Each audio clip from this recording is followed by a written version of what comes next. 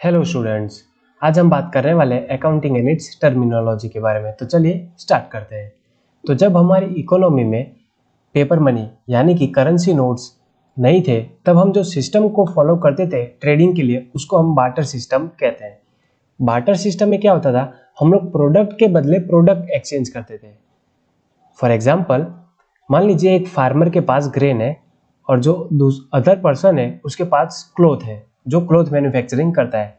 Now अब ये farmer को क्लोथ चाहिए और जो अदर पर्सन है उसको ग्रेन चाहिए। तो ये दोनों पार्टी क्या करती, फार्मर अपने ग्रेन के बदले क्लोथ ले लेता और जो क्लोथ मैन्युफैक्चरर है वो अपने क्लोथ दे के ग्रेन्स ले लेता। तो दोनों प्रोडक्ट एक्सचेंज हुआ करते थे। अभी प्रेजेंटली हम लोग क्या करते हैं, हम लोग कोई भी प्रोडक्ट परचेज करते हैं और वो प्रोडक्ट अगर 100 रुपये का है तो हम उसको 100 रुपये दे देते हैं। बट बार्टर सिस्टम में हम लोग प्रोडक्ट के बदले प्रोडक्ट एक्सचेंज करते थे। नाउ इसकी लिमिटेशन ये आएगी, नाउ अब इस सिस्टम की लिमिटेशन ये आएगी, ये जो फार्मर है उसको तो क्लोथ चाहिए, बट जो क्लोथ मैन्युफैक्चरर है उसको क्लोथ नहीं चाहिए, उसको मिल्क चाहिए। तो इसमें क्या होगा, जो क्लोथ मैन्युफैक्चरर है वो अपना प्रोडक्ट है वो फार्मर के साथ एक्सचेंज नहीं करेगा। क्यों? क्योंकि उसको तो मिल्क चाहिए, ग्रेन्स तो चाहिए नहीं। तो ये एक सिस्टम की लिमिटेशन आ गई, जिसके बाद पेपर मनी यानी करेंसी नोट्स का कॉन्सेप्ट आया। नाउ अब हम डेफिनेशन ऑफ अकाउंटिंग पढ़ेंगे। तो चलिए स्टार्ट करते हैं। तो हमारी फर्स्ट डेफिनेशन जो हमें दी है AICPA ने, American Institute of Certified Public Association ने, accounting is an art of recording, classifying and summarising in a significant manner and in terms of money transaction and event which are in part at least of a financial character and interpretation the result thereof। ना जो हमारी second definition है वो दी है ASC ने, American standard council ने। It is a service activity. Its function is to provide quantitative information, preliminary financial in nature, about economic entities that is intended to useful in making economic definition। तो ये दो definition ये accounting की है। तो चलिए आगे बढ़ते हैं। Now characteristic of accounting. तो first characteristic, financial characteristic. Now हम अपनी बुक में जो भी ट्रांजैक्शन या इवेंट परचेज या सेल्स के रिलेटेड कैलकुलेट करते हैं उसकी वैल्यू हमें मॉनेटरी वैल्यू में चाहिए। For example 10,000 kilo of chemical is purchase for ₹20,000। तो ये जो 20,000 रुपीज़ है वो हमारा मॉनेटरी वैल्यू है, जो हमने 10,000 किलो ऑफ केमिकल्स को रिप्रेजेंट किया है।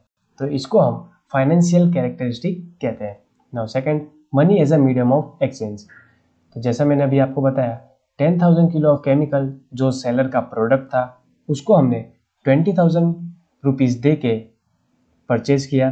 नाउ अब जो सेलर को हमने ये 20,000 रुपीज़ दिए हैं in exchange for sale of chemical, वो इस 20,000 से अपने लिए कोई और प्रोडक्ट परचेज करेगा या कोई और सर्विस प्रोडक्ट करेगा। तो इस ट्रांजेक्शन में मनी जो था वो एक मीडियम ऑफ एक्सचेंज था। तो जो सेकेंड कैरेक्टरिस्टिक है वो है money as a medium of exchange. Now third, classification and analysis of transaction. ना हमारे अकाउंटिंग में दो टाइप्स के ट्रांजैक्शन होते हैं, एक कैश ट्रांजैक्शन होता है और एक क्रेडिट ट्रांजैक्शन होता है, जिसको हम नॉन कैश ट्रांजैक्शन भी कहते हैं। ना ये दोनों ट्रांजैक्शन से हमें पता चलता है कि हमारे पास कितना ओपनिंग बैलेंस है, या हमने कितने एसेट्स सोल्ड किए हैं, या कितना हमने परचेज किया है, या हमारा जो बिजनेस है उसमें हमें प्रॉफिट हुआ है या लॉस हुआ है। तो ये हमारा थर्ड है, classification and analysis of transaction. Classify करना ट्रांजैक्शन को और उसका एनालाइज करना, प्रॉफिट हुआ है या लॉस हुआ है। नाउ आगे बढ़ते हैं हमारे फोर्थ ट्रांजैक्शन की तरफ, फोर्थ कैरेक्टरिस्टिक की तरफ। नाउ जो हमारा फोर्थ कैरेक्टरिस्टिक है वो है इंटरप्रिटेशन ऑफ ट्रांजैक्शन। अब इंटरप्रिटेशन क्या होता है वो मैं आपको बताता हूँ। For example, total income of a person is 20,000। एक पर्सन है, उसकी इनकम है 20,000 और उसका एक्सपेंस है 12,000। तो जो डिफरेंस आया 8,000 रुपीज़ का, वो excess income over the expense, वो ज़्यादा है उसके एक्सपेंस के मुकाबले। तो इसको हम कैसे इंटरप्रेट करेंगे?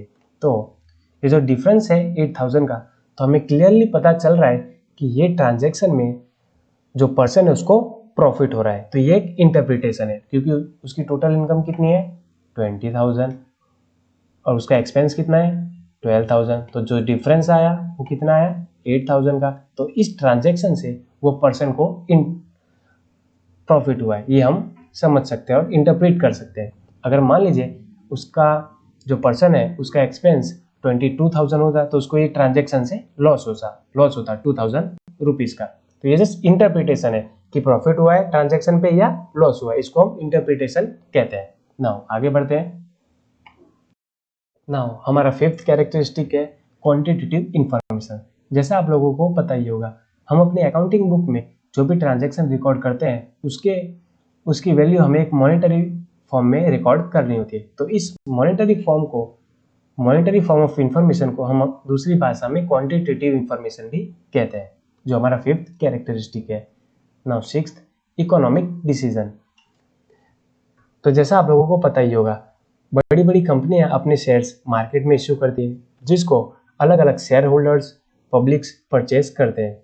नाउ जो शेयर होल्डर्स होते हैं वो क्या करते हैं, वो जो कंपनी के शेयर्स परचेज करने वाले हैं उसकी बैलेंस शीट देखते हैं, प्रीवियस ईयर की बैलेंस शीट देखते हैं, 5 इयर्स बैक प्रीवियस ईयर की बैलेंस शीट देखते हैं कि कंपनी प्रॉफिट कर रही है या लॉस कर रही है। उसके बाद वो लोग सोचते हैं कि इस कंपनी में हमें इन्वेस्टमेंट करना चाहिए या नहीं करना चाहिए। तो ये जो डिसीजन है वो मनी पे बेस्ड होता है, पैसे पे बेस्ड होता है, पैसे हमें कंपनी में लगाने चाहिए या नहीं लगाने चाहिए। तो इसको हम इकोनॉमिक डिसीजन कहते हैं। All the decision are based on money, thus are known as economic decision. For example, potential share holders होते हैं, वो डिसीजन लेते हैं कि उन्हें कंपनी के फंड्स में इन्वेस्ट करना चाहिए या नहीं करना चाहिए। कंपनी खुद भी सोचती है कि अगर कंपनी को लगातार प्रॉफिट हो रहा है तो कंपनी को डेवलपमेंट के लिए क्या क्या डिसीजन लेने चाहिए, उन्हें नए मशीनरीज एक्सपोर्ट करनी चाहिए या नई मशीनरीज परचेज करनी चाहिए या और भी बहुत कुछ। नाउ आगे बढ़ते हैं। Now this is our accounting cycle. First step recording, हमें जो ट्रांजेक्शन है उसको रिकॉर्ड करते हैं, फर्स्ट स्टेप हमारा। सेकेंड स्टेप उसको क्लासीफाई करते हैं, कैश ट्रांजेक्शन है या नॉन कैश ट्रांजेक्शन है या क्रेडिट ट्रांजेक्शन है। थर्ड, उसको एनालाइज करते हैं कि ट्रांजेक्शन में हमें प्रॉफिट हुआ है या लॉस हुआ है। फोर्थ, हम एनालाइजेशन करने के बाद कंक्लूजन पे आते हैं कि एक्चुअल में जो ट्रांजेक्शन है उससे प्रॉफिट हुआ है या लॉस हुआ है। ना फिफ्थ स्टेप में हम इंटरप्रेट करते हैं कि फाइनली जो भी ट्रांजेक्शन का हम एनालिसिस कर रहे थे उसमें उसको प्रॉफिट हुआ है। और सिक्स्थ स्टेप में हम पूरी रिपोर्ट हमारे सुपीरियर्स को प्रेजेंट कर देते हैं। तो इसको हम अकाउंटिंग साइकिल कहते हैं। ये 6 स्टेप है अकाउंटिंग साइकिल की। नाउ आगे बढ़ते हैं। Now objectives of accounting. First objective, permanent record. जैसा आप लोगों को पता ही है, हम हमारे सारे ट्रांजेक्शन को हमारे अकाउंटिंग बुक्स में रिकॉर्ड करके रखते हैं, जो हमारा परमानेंट रिकॉर्ड रहता है। Second, to know effect of each transaction. हमें हर ट्रांजेक्शन में प्रॉफिट हुआ है या लॉस हुआ है ये हम जान सकते हैं। Now third, to know influential factor. इसका मतलब क्या होता है, हमें हमारा जो बिजनेस है उसमें हम कौन से ऐसे नए फैक्टर यूज कर सकते हैं जिसकी वजह से हमारा प्रॉफिटेबिलिटी इंक्रीज हो सकता है, जिसको हम इन्फ्लुएंशियल फैक्टर कहते हैं। Now fourth, to determine tax liability. हमारी टैक्स लायबिलिटी कितनी है वो पता लगा सकते हैं। Fifth, to know quantum size of payable. हमें मार्केट को कितना पैसा देना है वो जान सकते हैं। To know quantum size of receivable, हमें मार्केट से कितना पैसा लेना है ये हम जान सकते हैं। Seven, to measure profitability of business. हमें हर साल बिजनेस में कितना प्रॉफिट हो रहा है वो हम जान सकते हैं। To know economic status of business, हमारे जो बिजनेस है उसका इकोनॉमिक स्टेटस क्या है वो हम जान सकते हैं। 9, to detect error and avoid errors and fraud. हमारा जो सिस्टम है उसमें क्या क्या एरर्स है और कैसे कैसे फ्रॉड्स हो सकते हैं वो हम डिटेक्ट कर सकते हैं, उसको अवॉइड कर सकते हैं। Now advantages of accounting. The first, availability of accounting information. जैसा आपको पता ही है, हम हमारे बिजनेस में जो भी ट्रांजेक्शन्स करते हैं उसकी इंफॉर्मेशन हमारे अकाउंटिंग बुक में रिकॉर्ड करते हैं। तो अगर मुझे कभी भी इन फ्यूचर हमारे कोई भी ट्रांजेक्शन का रिकॉर्ड चाहिए तो वो मैं आराम से अपनी अकाउंटिंग बुक में से देख सकता हूँ। तो जिसको हम कहते हैं availability of accounting information. To know profitability, हमें कितना प्रॉफिट हो रहा है वो देख सकते हैं। Third, to know financial status, हमारे बिजनेस का क्या फाइनेंशियल स्टेटस है वो जान सकते हैं। टैक्स प्लानिंग, हम टैक्स प्लान कर सकते हैं according to our accounting system. Valuation of business, हमारा बिजनेस है उसकी वैल्यू क्या है वो जान सकते हैं। डिसीजन मेकिंग, हम हमारे इकोनॉमिक डिसीजंस ले सकते हैं based on our profits, based on our cash on hands. Seventh, as an evidence, मान लीजिए अगर आपका जो बिजनेस है वो पार्टनरशिप फॉर्म में है, तो अगर कोई पार्टनर अगर कोर्ट में जाता है कोई भी इश्यू की वजह से, तो हम हमारे अकाउंट्स को एज एन एविडेंस यूज़ कर सकते हैं। कंपैरिजन विद पास्ट ऑपरेशन, हम हमारे हर साल के अकाउंटिंग बुक्स को हमारे प्रीवियस ईयर के अकाउंटिंग बुक्स के साथ कंपैरिजन कर सकते हैं कि कितना प्रॉफिट ज़्यादा हो रहा है या लॉस हो रहा है। मोरल कंट्रोल, करेक्टिव मेजर्स, हम क्या क्या करेक्टिव मेजर्स ले सकते हैं हमारे बिजनेस में जिससे हमें प्रॉफिट ज़्यादा हो।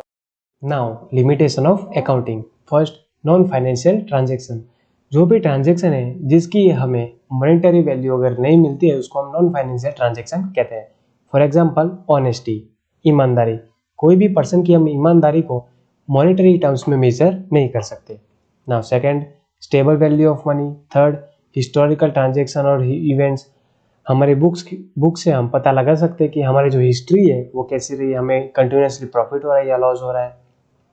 Fourth, evidence of market value, हम मार्केट वैल्यू इग्नोर करते हैं हमारे अकाउंटिंग बुक्स में। Fifth, use of estimate. Six, dual standards. तो स्टूडेंट्स, आज के वीडियो में इतना ही, मिलते हैं अगले वीडियो में नई थियोरी के साथ। तो चलिए, गुड बाय, तब तक के लिए बाय बाय। और अगर आपको इस वीडियो की पीडीएफ चाहिए तो वो मैंने डिस्क्रिप्शन में अटैच की हुई है, तो आप वहाँ से जाके पीडीएफ भी डाउनलोड कर सकते हैं ये वीडियो की। Thank you. अगर वीडियो अच्छा लगा तो लाइक कीजिए, शेयर कीजिए, सब्सक्राइब कीजिए।